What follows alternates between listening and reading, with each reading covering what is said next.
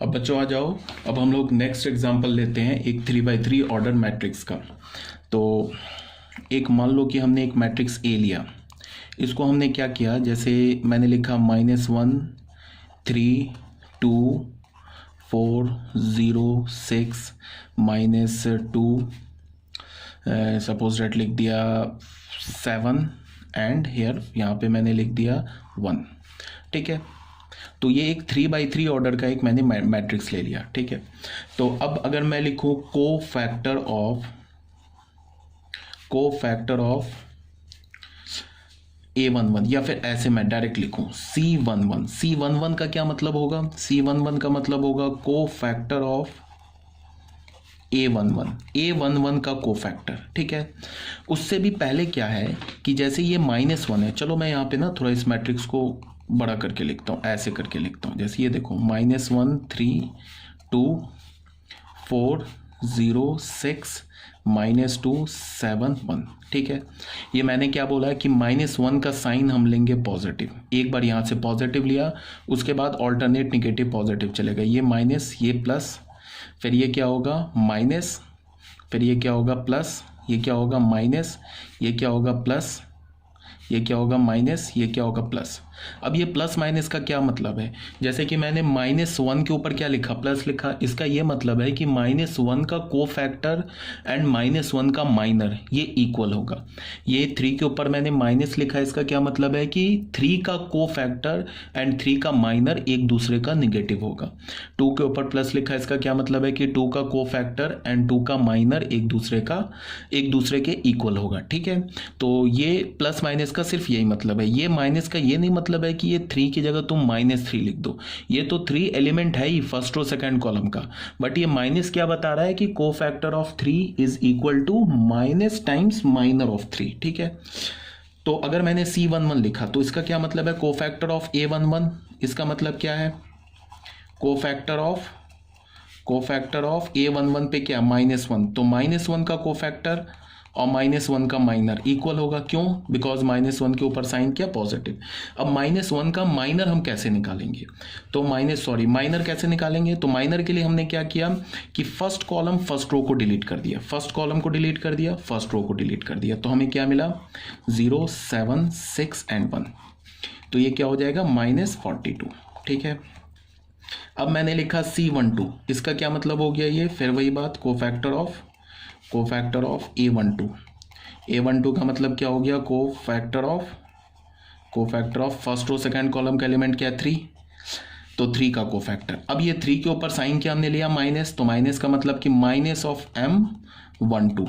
ठीक है, तो 3 का जो कोफैक्टर होगा और 3 का जो माइनर होगा वो एक दूसरे का क्या हो जाएगा निगेटिव हो जाएगा। ठीक है, तो माइनस टाइम्स M12 अगर इसे हमें लिखना है तो हम कैसे लिखेंगे? ये माइनस तो लिख दिया, अब first row and second column को डिलीट कर देंगे, तो फर्स्ट रो ये और सेकंड कॉलम डिलीट कर दिया, तो हमें क्या मिला 4 -2 6 एंड 1।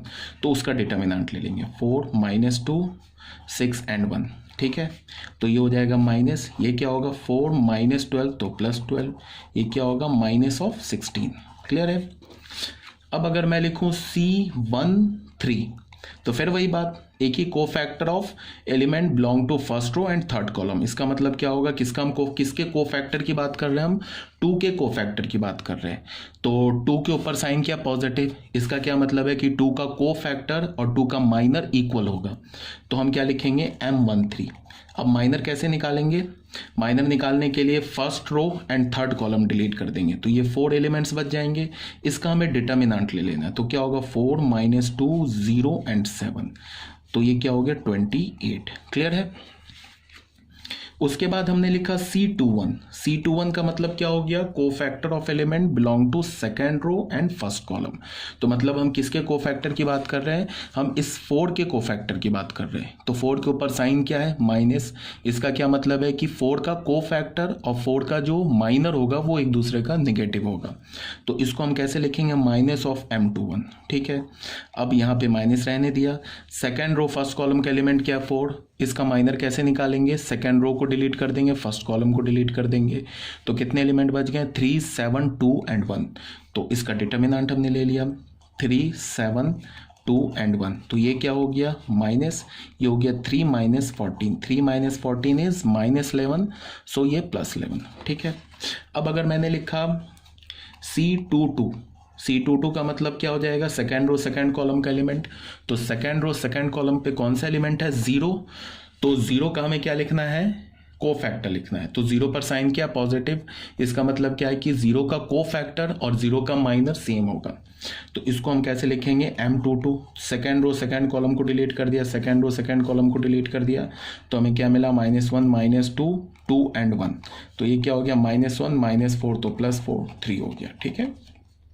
C23 लिखा, तो C23 पर एलिमेंट क्या है, 6 पर साइन ऊपर क्या है माइनस, तो माइनस का क्या मतलब हुआ कि 6 का कोफैक्टर और 6 का माइनर एक दूसरे का निगेटिव होगा, तो -M23 कर दिया, तो minus second row third column को डिलीट कर दिया, सेकेंड रो थर्ड कॉलम को डिलीट किया, तो हमें क्या मिला -1 -2 3 एंड 7, तो ये क्या हो गया माइनस, ये क्या हो गया -7 -6, तो +6, तो ये क्या हो गया -1, सो 1। फिर अब आ गए C23 हो गया, C31, तो 31 का मतलब कि -2 का हमें क्या निकालना है, कोफैक्टर, तो -2 का कोफैक्टर और -2 का माइनर सेम होगा, तो इसको हम क्या लिखेंगे, M31। Third row first column को डिलीट कर दिया, देख लो क्या मिला हमें, 3026, ये क्या हो गया 18, क्लियर है। अब अगर हमने लिखा C32, तो C32 पे कौन सा एलिमेंट है, 7 का साइन क्या माइनस, तो इसका मतलब क्या होगा -M32, तो ये क्या हो जाएगा minus, third row and second column delete कर दिया, तो हमें क्या मिला -1 4 एंड 2,6, यस 2 6, तो ये हो गया माइनस, ये क्या हो गया -6 -8, तो ये हो गया -14, तो ये हो गया +14, क्लियर है।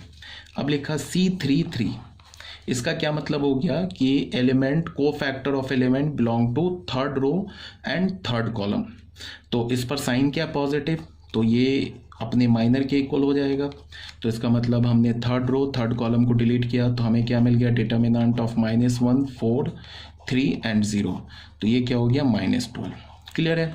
तो हमने क्या किया, कोफैक्टर हमने सीखा, हमने एक 2x2 ऑर्डर के मैट्रिक्स के हर एक एलिमेंट का कोफैक्टर निकाला, फिर हमने एक 3x3 ऑर्डर के मैट्रिक्स के हर एक एलिमेंट का कोफैक्टर निकाला, तो आई थिंक आपको माइनर एंड कोफैक्टर क्लियर होगा कैसे निकालते हैं, ठीक है। तो ये हमारा था कोफैक्टर, इसमें हमने कोफैक्टर को डिफाइन किया है, उसके बाद हमने एक एग्जांपल लिया 2x2 ऑर्डर के मैट्रिक्स का, और फिर एक दूसरा एग्जांपल लिया हमने 3x3 ऑर्डर के मैट्रिक्स का, देखो यहाँ पे ये 3x3 ऑर्डर के मैट्रिक्स का हमने एग्जांपल लिया। अब ये नोट 1 क्या है, नोट 1 में क्या है कि let A is equal to AIJ be a square matrix of order n, then the sum of the product of elements of any row column with their cofactors is always equal to determinant A। अब इसका क्या मतलब है, और यहाँ पे ये दो समेसन दे रखा है, इसको मैं एक्सप्लेन करता हूँ। इसका क्या मतलब है, तुम इसको ऐसे देखो,